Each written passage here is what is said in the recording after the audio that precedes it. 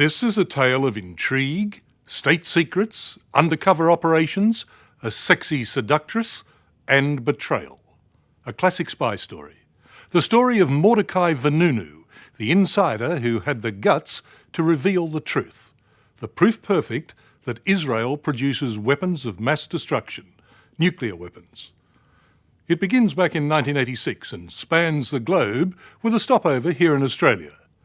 Then there's Israel's revenge, the alluring female spy, the honey trap, the kidnapping, and the trial that sees Vanunu jailed as a traitor.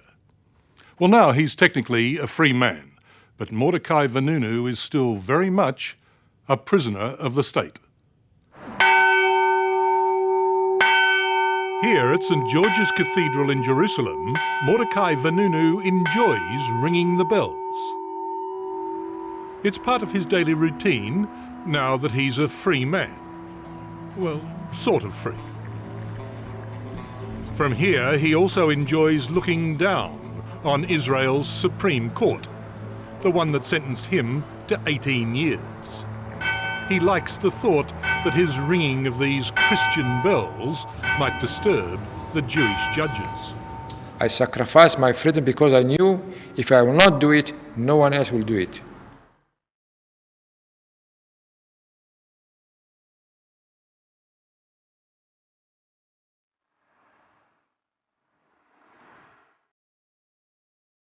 To many people, what Vanunu did was both brave and heroic.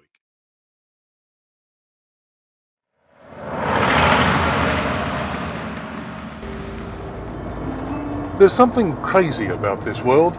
We went to war with Iraq because we thought they had nuclear weapons. But Israel, we've known that they've had them for the past 18 years, ever since Vanunu told us. That's the Negev desert, and that's the Dimona reactor where Vanunu worked. The signs on the fence say no photography, and I'm not inclined to push our luck at the moment. Vanunu's story could have been ripped from the pages of a spy thriller. By the age of 31, Vanunu had been a technician for 9 years at Israel's Dimona nuclear installation and privy to the country's best-kept secret. I knew exactly what does it mean to produce plutonium. 6 levels below ground, the Israelis had built a plutonium reprocessing plant, a nuclear bomb factory. To this day, Israel still refuses to acknowledge its existence. But 18 years ago, in spectacular fashion, Vanunu blew their cover. What I call in English whistleblower, to inform the world about Israel's nuclear secret, because no one speaks or no one reports exactly what is going there. In 1986, Vanunu duped Israel's vaunted security apparatus and smuggled a camera into the secret Dimona plant. His photographs exposed the world's greatest nuclear cover-up. What he showed was that Israel's nuclear arms program was far bigger and much more powerful than anyone had even dreamt possible. Enough material every year for 10 bombs. Vanunu fled Israel and set out across the world with his super secret on 2 rolls of unexposed film in his backpack. He travelled through Europe and Asia and ended up in Australia, where he converted to Christianity in a King's Cross church. Then, together with a friend, he touted his story. We started with the bulletin, and then we went to Herald at morning, something like this. Sydney Morning Herald. Sydney Morning Herald, another newspaper. No one was enthusiastic to do the story. And so Vanunu took the photos to Britain and the Sunday Times newspaper, where they realised the immense importance of the information he had. But by now, the Israelis had got wind of what Vanunu was up to, and they were after him. They set a trap with the kind of bait sure to snare a young, lonely, single man wandering the streets of still-swinging London. I bought a cigarette and I saw an American woman standing there, buying also a cigarette. I look at her, she looked at me. We didn't talk. Tell me, what was the look you exchanged with this woman? Looking at her eyes, she looking at me. You're attracted to her. Yes, she looked interesting, a beautiful woman. She was beautiful. Yeah. My target was to find someone friendly because I was alone. She said her name was Cindy, and according to the Sunday Times, this is her. You took the initiative to, forgive the colloquialism, to pick up this lady. Yes. You did it. If she had tried to pick me up, then I suspected her. But if I took the initiative, I'm not suspecting her. She was dragging you into her trap. No, I was already in her trap. You know the term in the trade, don't you? She was a honeypot. Yes. Vanunu was hooked. Worse, he suspected nothing when Cindy suggested a dalliance in Rome. But of course, it was a trap. It was a 40-minute drive from Rome airport to a suburban house. Vanunu says she wouldn't stop kissing him. And these were his last moments as a free man. When I entered the house, the door opened and immediately jumped on me two people, and one kicked me in the stomach and I collapsed. Another one jumped on me, put his hand on my mouth, silencing me. Another woman came and injected me, and then I lost my conscience. Come the next weekend, the Sunday Times had no idea the kidnapped Vanunu was being secretly shipped to Israel, and they went ahead with their bombshell story. At first, the Israeli government simply lied. They denied they had anything to do with his disappearance. They fessed up eventually and said they had charged him with espionage and treason. Kidnapping is a crime, isn't it? What do you mean by that? Well, I mean exactly what I say. Kidnapping is a crime. Not of your own citizen if they commit crimes against your own state. To this day, the Israeli government defends its actions. Yuval Steinitz is chairman of the Defense Committee in Israel's parliament. Well, is the answer yes or no? Are you allowed to kidnap? No, I'm not under investigation. I made it extremely clear that a state, and especially a state under such existential threat like Israel, is allowed to defend itself. I'm simply asking you if you consider you're allowed to kidnap. From a moral point of view, of course. From a legal point of view? I don't know. It was Vanunu himself who craftily exposed the details of his abduction.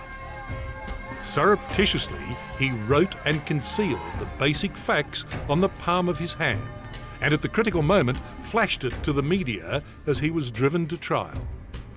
Hijacked in Rome, Italy, 30th of September 1986. British Airways Flight 504. He was convicted of espionage and treason and sentenced to 18 years in jail. I felt like they judged me, sentenced me as a killer. But I didn't kill anyone. At that time, I felt very, very bad. I felt how all the world abandoned me and no one can do anything. Very, very disappointed. 11.5 years of his sentence was spent in solitary confinement. Since his release last April, Vanunu has attempted a normal life. He swims every day at a hotel pool and practices his Christian faith. But he's not a free man. He cannot leave Israel. He's forbidden to approach an airport or to go closer than 250 metres to an embassy. And he's forbidden to talk to foreigners. To this, he says, now you're flouting that rule, that instruction, by talking to me. Do you risk going back into jail? In some way, I'm taking the risk, but I concluded that this restriction from the beginning was wrong, unreasonable, impossible to implement. Justify stopping him talking to me. Oh, this is completely justified. It's what they did in the Soviet Union or in apartheid South Africa. No, this is very unfair parallel. I tell you why. It's an exact parallel. You want to interview me or yourself? I have my own opinion, if you like to listen to my opinion. Why should the world tolerate you having nuclear weapons and not, say, Iran?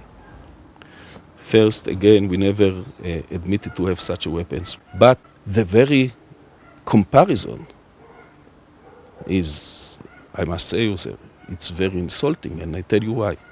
We suffered one Holocaust. We listened to our neighbors. Is it because of the Holocaust that you should be allowed to have nuclear weapons? You know what? This interview was finished now. Your attitude is so hostile, and your questions are so arrogant, I don't want to speak Is it the with you case anymore. that Yuval Steinitz believes Vanunu should never have been released. He claims Vanunu still poses a security risk, a view widely held on the streets of Jerusalem. What do you think of him? He should have kept his mouth shut. Should have kept his mouth shut. So do you know this fellow? Yeah, he's a traitor, and in every other country he would hang. Did he do the right thing? He should burn in hell. Mordecai Vanunu is now 50, and all he has to show for the last 18 years is a room full of books and letters from his admirers. He never married or had children. I will not regret what I did. I regret what I lost. It could have been a good time for me, the best time to be happy and to enjoy life and to marry and have all the things that I need. Since I entered to Dimona, the direction was to this 18 years in prison.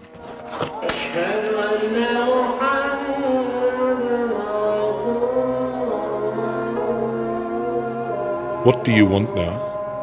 All what I want is to be free and to feel freedom. It could happen only when I leave Israel. To be free is to leave this country and to go abroad. What I demand from Israel, get me free, send me free from Israel. Let me go out of Israel.